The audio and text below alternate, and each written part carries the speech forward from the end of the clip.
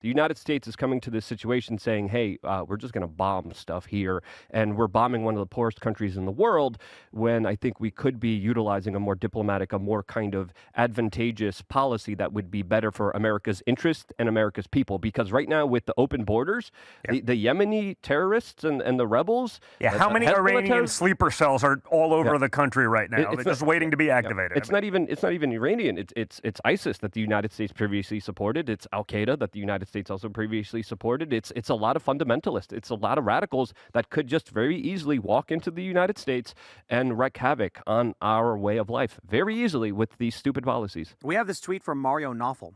Statement from Democratic House member Valerie Howell saying these airstrikes on Yemen were not authorized by Congress. The Constitution is clear that Congress is the only authority that allows military intervention in foreign conflicts. Every president must first come to Congress and request military authorization regardless of which party he belongs to.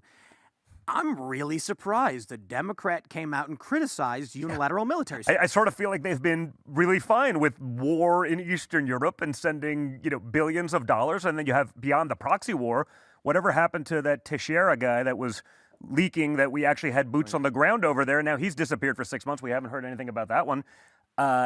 Maybe she's upset because the missiles aren't being sent to Ukraine.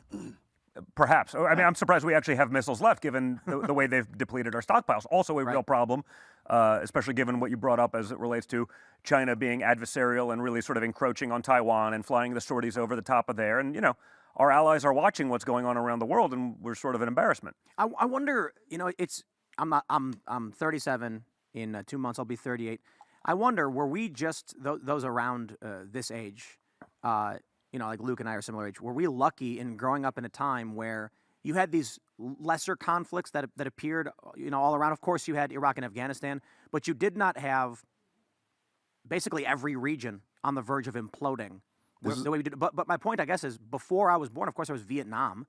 There was the risk of nuclear war with the Soviets. So maybe it's just a wake-up call for millennials. Yeah, if you watch the borders change over the last 2,000 years in Europe, it's constant warfare taking over countries. And then World War II happened, Hitler, and then all of a sudden it stopped. And there was no more border changes because of liberal economic order. We set up this global military police. Then you see Bosnia break off of Serbia, and that was like the one thing. Then the Soviet Union cracked apart, and it really diffused the tensions. I was talking to Scott Horton about this, and you could argue that we're actually in a state of de-escalation. But but I don't know. There's these internal conflicts now, and the things that you don't see on paper. It feels, I got to tell you, when I look at what's going on with the war and the conflict and all this stuff, as well as what's going on with immigration, economics, it feels intentional. Like, it's almost like Joe Biden and the Democrats know they're on the way out, and if they can't have it, no one can. Yeah. And so they're just, you look at Afghanistan. How is that anything but intentional?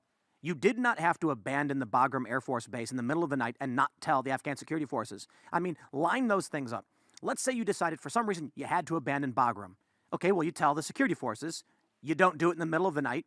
You do it in a controlled manner. Let's say for some reason you couldn't tell them. You secure the materials and the weapons and you get rid of them before abandoning them to the Taliban. All of those things happening at once. Now you look at the southern border with the Biden administration facilitating illegal immigration.